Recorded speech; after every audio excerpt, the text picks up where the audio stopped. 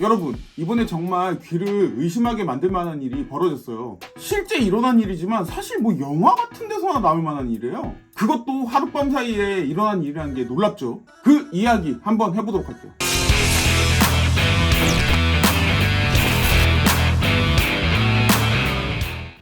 안녕하십니까.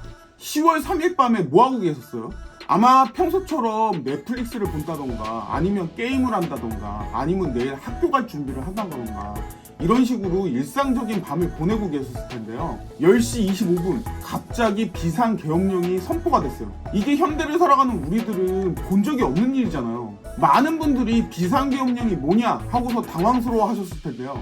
차근차근 한번 이야기해보도록 할게요. 비상계엄령은요, 나라가 정말 큰 어려움이 빠졌을 때만 쓸 수 있는 그런 특별한 조치예요. 쉽게 말씀드리면 보통 경찰이 치안을 담당하잖아요. 그리고 법원이 재판을 하고요. 국회가 법을 만들고요. 이렇게 각자 맡은 일을 하는데요.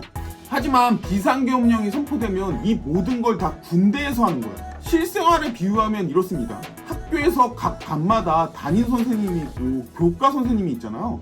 그리고 학생회가 있고요. 다 맡은 각자의 역할을 하는데요. 갑자기 교장 선생님이 오늘부터 체육 선생님이 모든 걸 다 관리할 거다 이렇게 말을 한 거예요. 이것과 매우 유사하거든요. 역사적으로 돌아봐도요, 비상계엄령은 아주 중요한 순간에만 쓰여졌어요. 한국전쟁처럼 전쟁이 났을 때나요, 아니면 1980년도 5.18에서 독재정부가 국민들을 억압할 때 썼던 거죠. 그래서 비상계엄령이 된다라고 하면 아직도 많은 어르신들이 트라우마가 있을 정도예요. 근데 2024년인 지금 12월 3일에 전쟁도 없고요, 나라도 평온했어요. 폭동도 없었고요. 다만 경제가 조금 안 좋을 뿐이죠. 근데 윤 대통령이 이런 상황에서 비상계엄령을 선포를 한 거예요. 진짜 보면서 저 인간 미쳤구나 이렇게밖에 생각을 안 했어요. 윤 대통령이 밝힌 이유는요, 종북 세력을 척결하기 위해서라고 이야기를 했거든요. 근데 이상하지 않나요? 그동안 우리나라 사회에서 지금 종북 세력 때문에 문제가 된 게 있나요? 북한이 지금 우리를 공격했나요? 아무것도 없었어요. 근데 윤 대통령 지지율이 20% 밑으로 떨어졌고요. 여당 의석수가 급감했고요. 거기다 민생 경제는 계속 어려워지고 있고요. 그러다 보니까 자기를 비판하는 소리를 잠재우기 위해서 저런 극단적인 선택을 한 게 아니냐 라는 생각이 들 수밖에 없는 거죠. 비상계엄령이 선포되자마자 무슨 일이 벌어졌는지 아세요? 우선 계엄사령부가 구성이 됐어요. 군인들이 권력을 잡으려고 한 거예요. 그리고 박인수 계엄사령관이라는 분이 나오셔서 포고령을 발표를 했거든요. 정치활동을 금지한다. 위반하면 체포하겠다. 무서운 이야기죠. 국회 앞에는 헬기를 탄 계엄군이 나타났어요. 마치 쿠데타 영화에서나 볼 수 있는 장면이 나온 거죠. 이게 우리나라 경제에 어떤 영향을 미치겠어요? 순식간에 주식시장은 폭락했고요. 해외 투자자들은 한국에서 돈을 빼기 시작했죠. 계속 뺐는데 더 뺐어요. 원화 가치는 휘청거리면서 1,400원대여서 더 올라갔어요. 그럼 이게 우리 실생활에 어떤 영향을 미칠까요? 우리가 해외여행을 한다고 했을 때 1,000만 원 가지고 살 수 있는 행동이 더 적어지겠죠. 수입품 가격은 올라가니까 물건은 더 비싸질 거고, 기업들은 해외에서 원자재를 사오는 게 더 비싸질 거예요. 거기다가 해외 투자자들은 우리나라 상황이 불안하다고 생각을 해서 우리나라에 투자를 더 안 할 거고, 이처럼 윤 대통령이 한 계엄은요, 굉장히 상식적이지 않은 일이에요. 근데 여기서 굉장히 놀라운 일이 일어났어요. 국회의원들의 반응이죠. 보통 우리나라 정치하면 뭐가 떠오르나요? 여당과 야당이 싸우는 모습, 이런 게 생각이 나잖아요. 국회에서는 고성이 오가고요, 심지어는 몸싸움까지 일어나고. 근데 이번에는 달랐어요. 여당, 야당 할 거 없이 모두가 다 한마음 한뜻으로 이야기를 했거든요. 밤 12시가 넘어서 긴급회의가 개최가 됐는데요. 190명 전원이 비상계엄을 즉각 철회하라 라고 이야기를 한 거예요. 여러분, 이게 얼마나 대단한 건지 아세요? 우리나라 정치 역사상 이런 만장일치는 처음 보는 것 같거든요. 심지어 대통령이 속한 여당 의원들도 이건 아니다 라고 이야기를 한 거죠. 한마디로 윤 대통령 진짜 미친 거예요. 그리고 더 충격적인 일이 벌어졌죠. 청와대 참모들의 증언인데요. 우리도 몰랐다. 사전에 아무 논의도 한 게 없다. 대통령이 독단적으로 행동했다. 결국 이거 어떻게 됐을까요? 12월 4일 새벽에 이 비상계엄령은 해지가 됐어요. 선포한 지 약 6시간 만이죠.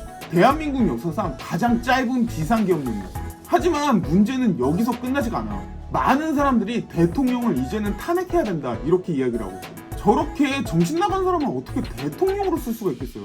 이거는 무조건 내려야 돼요. 왜 탄핵이 필요하냐고요? 첫 번째, 이거 헌법 위반입니다. 비상계엄은요, 진짜 위기 상황에서만 쓸 수 있는 거예요. 근데 지금 자기 비판받는다고 썼잖아요. 미친 거예요, 진짜. 국민의 기본권을 침해하는 거고요. 아무 이유 없이 자유를 뺏으려고 한 거죠. 경제에 큰 피해를 줬고요. 하룻밤 사이에 주가가 폭락했고요. 환율도 취소했잖아요. 가장 큰 문제가 대통령으로서 자질이 많이 의심돼요. 참모들과 상의하지 않았고요. 혼자서 독단적으로 이런 큰일을 내린다는 것 자체가 자질이 의심이 됩니다, 지금. 자, 이제 우리들은 한 가지 생각해봐야 될 것 같아요. 이런 대통령에게 우리나라를 계속 맡겨도 될까요? 그리고 우리나라 민주주의는 지금 안전한 걸까요? 그리고 이런 일이 만약에 다시 터지면 어떻게 감당을 해야 되나요? 전 이번 사건으로 윤석열 저 사람은 진짜 또라이다, 이런 생각을 할 수밖에 없었어요. 왜냐하면 지금 우리나라 경기는 매우 안 좋아요. 거기서 정부는 뭐 슈퍼스타다, 경기 좋다, 이런 소리 하고 있었죠. 이런 상황이면요, 정부는 경기를 부양하려고 노력을 해야 되고요. 어떻게든 좋게 만들려고 해야 되는데 지금 비상계엄령이나 선포하고 있는 거예요. 당연히 경기는 더 안 좋아졌어요. 한 가지 예를 들어보면요, 미국 대통령이 트럼프로 바뀌면서요, 삼성전자 보조금 못 받을 수 있다, 이런 이야기가 나오고 있잖아요. 근데 TSMC는 이미 바이든에게서 보조금을 받아갔어요. 그리고 인텔도 거의 받을 분위기거든요. 근데 삼성전자는 아직까지 이야기가 전혀 없어요. 이 보조금을 받는 게요, 대만 정부가 나서지 않았을까요? 대만 정부가 가만히 손 놓고 보고만 있었을까요? 외교적으로 나서서 TSMC가 보조금 받게 뭔가 하지 않았을까요? 과연 TSMC가 혼자만 움직여서 이 보조금을 받을 수가 있었을까요? 근데 윤석열 정부는 저런 거 시도를 했을까요? 그러면 미래를 조금 볼까요? 우리나라가 지금 그냥 자연스럽게 발전을 했을까요? 절대 아니에요. 2000년대 초반에 인터넷이 널리 퍼지지 않았을 때요, 정부는 10조 원이라는 금액을 쏟아부어서 인터넷망을 깔아요. 다른 나라보다 빨리요. 10조라는 금액은 지금도 많이 큰 금액이지만요, 그때는 더 큰 금액이었어요. 그것도 한 방에 부으면서 우리나라가 인터넷 강국이 될 수 있었던 거죠. 근데 지금은요, AI 시대가 오고 있거든요. 근데 AI 시대가 오고 있는데 지금 우리나라에서 하고 있는 게 뭐가 있어요? 사실상 거의 없거든요. 이대로면 경쟁에서 밀리는 건 정말 시간 문제예요. 근데 윤석열 정부는 5년 동안 구조를 넣어서 AI 시대에 대비를 하겠다, 이런 이야기를 했거든요. 5년 동안 구조요. 택도 없는 금액이에요. 우리는 이미 AI 시대에 뒤처져 있고요. 삼성전자가 몰락하는 걸 우리 눈으로 보고 있어요. 이런 상황에서 정부라는 건 비상계엄령을 선포하고 있는 거예요. 저는 사실 경제에 관심이 있지 정치에는 별로 관심이 있는 사람이 아니에요. 근데 이거는 정말 바뀌어야 될 것 같아요. 이러다가 나라 정말 큰일 날 것 같거든요. 사실 요즘 너무 바빠서 영상 안 찍고 있었는데요, 정말 어이없어서 찍었고요. 오늘 이야기는 여기까지 해보도록 할게요. 영상이 마음에 드셨다면 구독과 좋아요 눌러주시면 감사하겠습니다.